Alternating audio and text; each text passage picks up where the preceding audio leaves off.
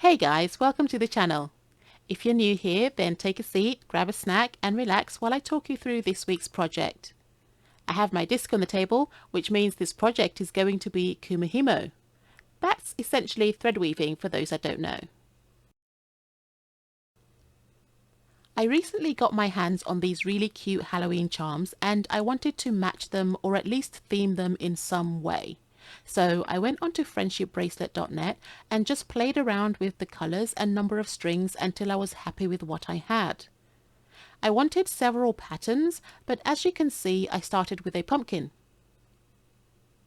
The pumpkin was actually pretty easy since I just had to go over the default flower shape, then add the black background and the green leaf.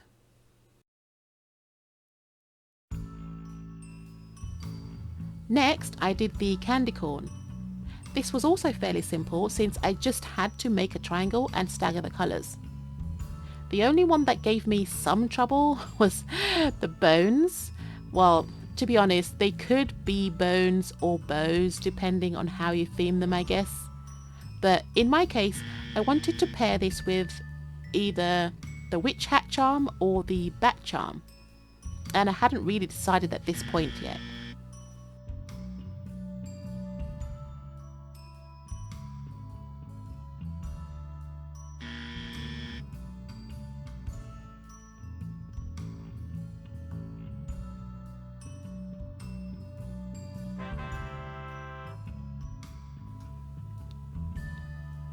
With the string pattern sorted, I gathered my colours.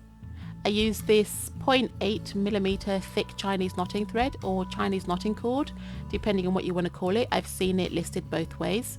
But it's essentially a nylon thread that's braided and not twisted and is hella strong. I picked this orange, green and black because I wanted the pumpkin to have the black background. Looking at the pattern, I went ahead and cut 16 threads. 7 orange, 8 black and 1 green.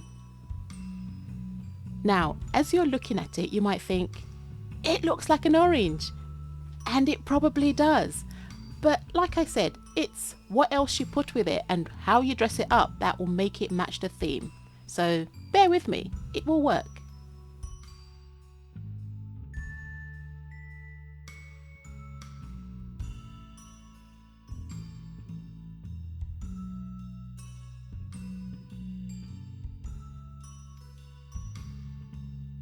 After pulling on all the strings and making sure that they were tight and secure, I basically went around the disc and arranged the strands according to the pattern that was generated on the website.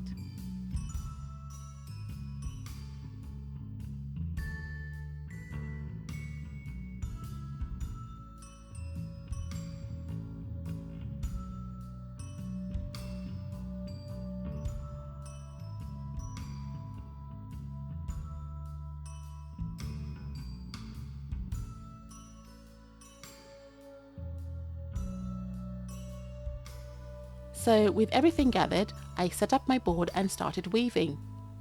The more strings you have, the longer it will take to complete a single pass, and so it can get a bit confusing where each string should go. I think the most strings I've ever worked with is 20, and it is doable, but it's just a pain as the strings won't align symmetrically around the board, and once you start weaving, the march of the strings around the board eventually goes off kilter and you have to adjust them occasionally. Okay, so admittedly it's a minor issue, but I find it breaks the flow. With a smaller symmetrical set of strings, I find you can get into a calming meditative state whilst weaving, and that breaks if you have to keep adjusting for drift. That being said, 16 strings is manageable and nothing shifts out of place too drastically. So I just kept weaving as you see here.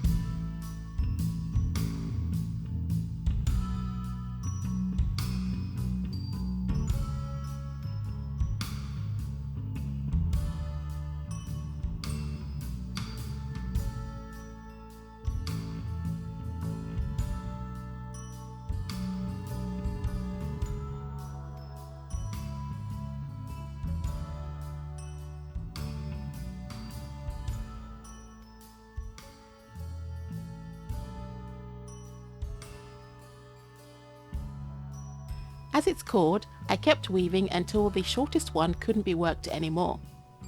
At that point, I took 2 opposite threads and tied a knot to secure the others before detaching all of them from the disc. Unlike with the beaded Kumihimo, the threads on their own will move, and this allows for the whole braid to stretch because they're not restricted by their beaded overlords. You can actually take this into account when making a bracelet, for example.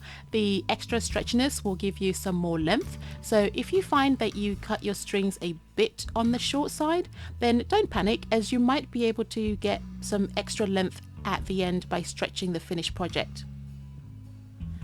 I stretched my pumpkin slightly, partly because they will do so anyway, and partly because I like to hear them scream, but mostly to make it slightly thinner to better fit the end caps I had. I only stretched it slightly though, since I didn't want to wake up the neighbours or to distort the pumpkins too much.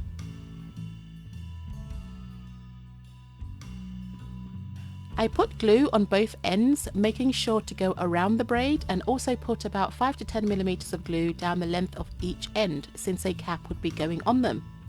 That made sure that when I cut the ends, they would still be secure and not unravel.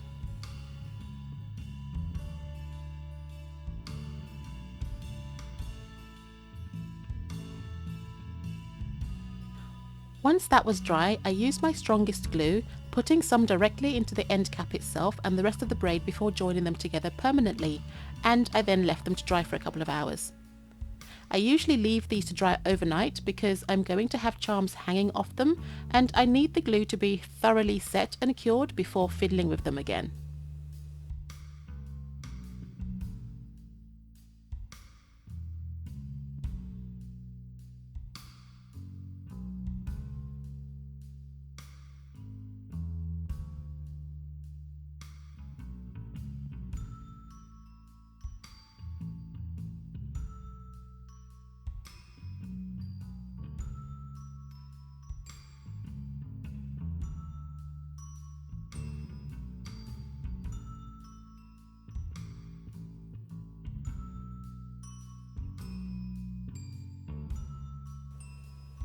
I have a ton of these white skull beads, and I can't really remember where I got them from, but it seems that I have a never-ending supply of them since I never run out.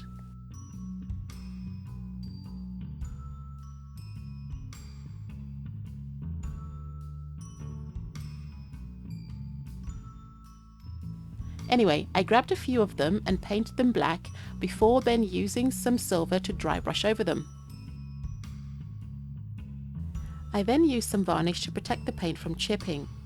And yes, I could have also used resin as a sealant instead, but it's thicker and tends to settle in puddles and gaps, and a lot of fine detail can be lost this way, but the polyacrylic varnish is water-based and a lot thinner, so it just glides over the pieces and maintains the fine detail.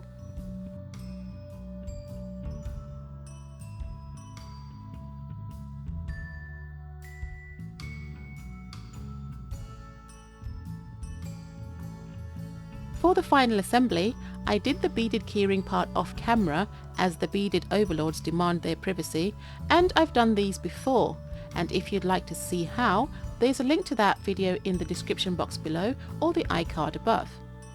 Using jump rings, I then attached the pumpkin braid as well as the charm.